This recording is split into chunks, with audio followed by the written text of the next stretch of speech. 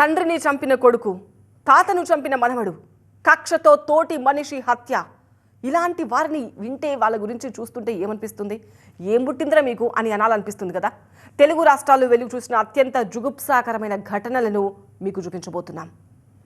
డబ్బు పిచ్చికి డ్రగ్స్ మత్తు తోడైతే ఏం జరుగుతుందో తెలుసా? అనుబంధం మాయమవుతుంది, హత్య చేసేదాకా వెళుతుంది. హైదరాబాద్లో ఏం జరిగిందో ఒకసారి చూడండి. పారిశ్రామికవేత్త జనార్దన్ రావు హత్య కేసు ఇప్పుడు సంచలనంగా మారింది. నిందితుడు కీర్తి తేజ బ్లడ్ శాంపిల్స్ సేకరించారు పోలీసులు. నార్కోటిక్ ల్యాబ్ కు శాంపిల్స్ పంపారు. కొంతకాలంగా డ్రగ్స్ కు బానిసగా మారాడు కీర్తి తేజ. ఇప్పటికే కీర్తి తేజను రిమాండ్ కు పంపారు పోలీసులు. ప్రస్తుతం తల్లి సరోజినీ దేవి ఆరోగ్యం నిలకడగా ఉంది. తాతను చంపేటప్పుడు అడ్డొచ్చిన తల్లిపై కూడా హత్యాయత్నం చేశాడు. 12 సార్లు తల్లిని కూడా కత్తితో పొడిచాడు కీర్తి తేజ. ఆమెను ఆసుపత్రికి తరలించారు. ప్రస్తుతం అయితే తల్లి సరోజినీ దేవి ఆరోగ్యం నిలకడగానే ఉంది. సరోజినీ దేవి స్టేట్మెంట్ రికార్డ్ చేశారు పోలీసులు.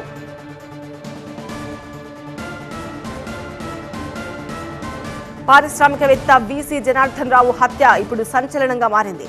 ఆస్తి కోసం జనార్దన్ రావును హత్య చేశాడు మనవడే కీర్తి తేజ.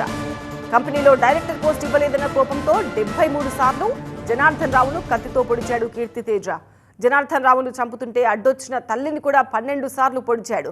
తల్లి తాత అరుపులు విని ఇంట్లోకి వచ్చారు స్థానికులు. అయితే అప్పటికే జనార్దన్ రావు చనిపోగా తీవ్ర గాయాలతో కొట్టుమిట్టాడుతున్న కీర్తి తేజ తల్లిని ఆసుపత్రికి తరలించారు. కీర్తి తేజ డ్రగ్స్ కు బానిస కావడంతో కంపెనీలో డైరెక్టర్ పోస్ట్ ఇవ్వడానికి నిరాకరించాడు వీసీ జనార్దన్ రావు. ఈ క్రమంలో కొంతకాలంగా తల్లి తాతకు దూరంగా ఉంటున్న కీర్తి తేజ ప్లాన్ ప్రకారం ఇంటికొచ్చి తాతను హత్య చేశాడు. జనార్దన్ రావును హత్య చేశాక ఏలూరుకు పరారయ్యాడు కీర్తి తేజ. భీమా జ్యువెలర్స్ దగ్గర కీర్తి తేజను అదుపులోకి తీసుకుని రిమాండ్కు తరలించారు పోలీసులు.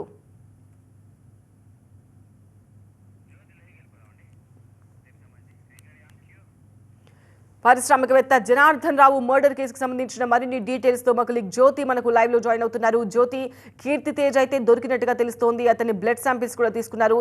అయితే ఈ హత్యకు డ్రగ్స్ వాడకం, డ్రగ్స్ బానిస అవ్వడం కారణమా, ఆస్తుల గొడవలు కారణమా, ఇంకా ఎలాంటి విషయాలు వెలుగులోకి వస్తున్నాయి?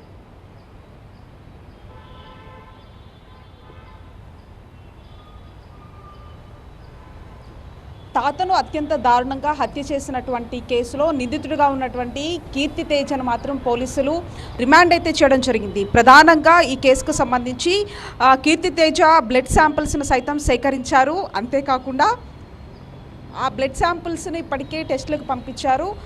డ్రగ్ టెస్ట్ కనుక చేసినట్టుగా తెలుస్తోంది. దీనికి సంబంధించి ఆ రిపోర్ట్స్ వచ్చిన తర్వాత పూర్తి స్థాయిలో కూడా అసలు ఏ స్థితిలో అతను ఈ యొక్క హత్యకు తెగబడ్డాడు అనేది తెలియాల్సినటువంటి అంశంగా చెప్పుకోవచ్చు. ప్రధానంగా ఈ కేసుకు సంబంధించి మాత్రం 2018లో అమెరికా నుంచి హైదరాబాద్కు వచ్చినటువంటి కీర్తి తేజ కొంతకాలం వరకు సరోజినీ దేవితో పాటు జనార్దన్ రావుతో ఇద్దరితో కలిసి ఉన్నాడు. ఆ తర్వాత ఆ తాత తల్లికి దూరంగా నివసిస్తూ ఉన్నాడు. అయితే ఇక్కడ జనార్దన్ రావుకు పాషమైలారంతో పాటు బాలానగర్, పటాన్చెరులో వెల్జాన్కి సంబంధించినటువంటి కంపెనీలు ఉన్నాయి.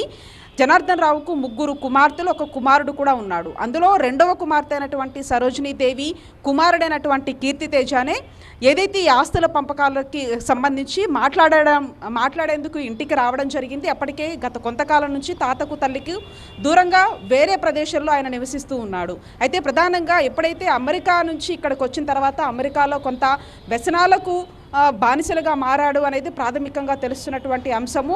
డ్రగ్స్కి, మాదక ద్రవ్యాలకి బానిసగా ఉండడము, అంతేకాకుండా అతని మానసిక పరిస్థితి నేపథ్యంలో కూడా ఈ ఘటనకు పాల్పడి ఉంటాడనేది పోలీసులు ప్రాథమికంగా అనుమానిస్తూ ఉన్నారు. ఈ నేపథ్యంలోనే ఆ శాంపిల్స్ అన్నింటినీ కూడా డ్రగ్ టెస్ట్కు పంపించినటువంటి పరిస్థితులు కనిపిస్తూ ఉన్నాయి. ప్రధానంగా ఏదైతే ఈ కంపెనీకి పెద్ద కూతురైనటువంటి కుమారుడు శ్రీకృష్ణకు మాత్రం డైరెక్టర్ పదవిని ఇవ్వడము, అంతేకాకుండా పాషమైలవారంలో ఉన్నటువంటి వెల్జాన్ కంపెనీకి మాత్రం కీర్తి తేజ వెళ్తూ ఉండేవాడు. అయితే దీనికి సంబంధించి ఎప్పుడైతే ఈ ఆస్తుల విషయాలు బయటపడిన తర్వాత ఒక 4 కోట్ల రూపాయల వరకు కూడా కీర్తి తేజ పేరు మీద తాత జనార్దన్ రావు మాత్రం ఇచ్చినప్పటికీ అదే కాకుండా తనకెందుకు డైరెక్టర్ పోస్ట్ని ఇవ్వలేదు అనేది వాగ్వాదానికి దిగడము, అంతేకాకుండా ఆస్తి పంపకాలకు సంబంధించి ఇంటికి వచ్చి ప్లాన్ ప్రకారంగానే తాతను అత్యంత దారుణంగా 73 సార్లు కత్తితో పొడిచినట్లు ఇప్పటికే పోలీసులు కూడా గుర్తించడం జరిగింది. అదే సమయంలో వంటగదిలోకి వెళ్ళినటువంటి తల్లి ఈ అరుపులన్నీ విని బయటకు వచ్చిన తర్వాత తల్లి అని కూడా చూడకుండా ఆమె మీద కూడా కత్తితో దాడికి పాల్పడ్డాడు. ప్రస్తుతం ఆమె ఆరోగ్య పరిస్థితి నిలకడగానే ఉంది. స్టేట్మెంట్ను సైతం పోలీసులు రికార్డ్ చేసుకున్నారు. అయితే వీటన్నిటికీ మాత్రం అతను మాదక ద్రవ్యాలకు బానిసగా మారి అతని మానసిక పరిస్థితి అంటే క్రూరంగా మారడం, కసి పెంచుకోవడము, మిగతా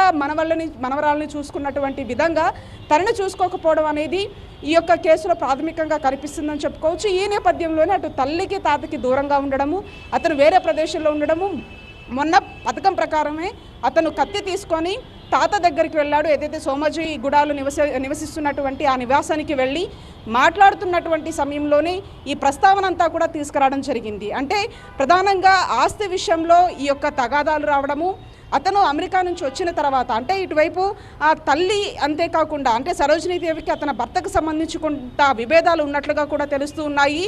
ఈ నేపథ్యంలో ఎంతో అంటే ఆ తాత కూడా ఎంతో గారాభంగా ఆ మనవుణ్ణి చూసుకున్నాడు. కానీ కనీసం ఒక తాత, ఒక ఏజ్డ్ ఉన్నటువంటి పర్సన్, ఎన్నో స్వచ్ఛంద సమస్యలు చూసుకున్నటువంటి వ్యక్తిని అత్యంత దారుణంగా హత్య చేయడం పట్ల ఒకవైపు ఏలూరుకి చెందినటువంటి జనార్దన్ విషయంలో కూడా కొంత అక్కడున్నటువంటి స్థానికులు సైతం కూడా ఆవేదనకు గురవుతున్నటువంటి పరిస్థితి. మొత్తంగా ఈ కేసులో మాత్రం మాదక ద్రవ్యాల వ్యవహారం మాత్రం ఇప్పుడు బయటకు వస్తుందని చెప్పుకోవచ్చు. ఆ కారణంగానే కీర్తితేజ తన తాతను హత్య చేసి ఉంటాడని మాత్రం పోలీసులు భావిస్తూ ఉన్నారు. ఈ నేపథ్యంలో అతన్ని రిమాండ్ కూడా తరలించారు. టెస్టుల కోసం, డ్రగ్ టెస్ట్ కోసం కూడా అతని శాంపిల్స్ని పంపించారు పంజగుట్ట పోలీసులు. రైట్ జ్యోతి.